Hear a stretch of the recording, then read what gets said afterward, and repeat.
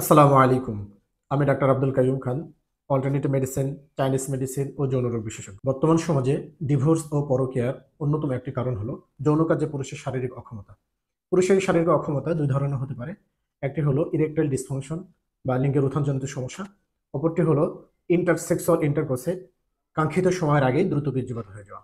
বেশ কিছু গবেষণায় দেখা গেছে পুরুষের এই সমস্যা তৈরি হওয়ার পেছনে কয়েকটি মূলত কারণ রয়েছে।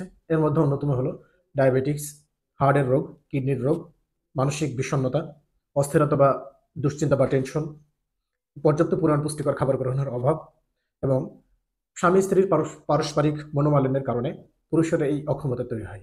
যৌন দুর্বলতা ও অক্ষমতার চিকিৎসায় রেনশেন মেড স্ট্রং অ্যান্ড ডিলে এটি চায়না সহ সারা বিশ্বে অত্যন্ত জনপ্রিয় এবং বহুল ব্যবহৃত। এই পণ্যটি China food and drug administration কর্তৃক সার্টিফাইড, তাই এটি শতভাগ কার্যকরী এবং অত্যন্ত নিরাপদ।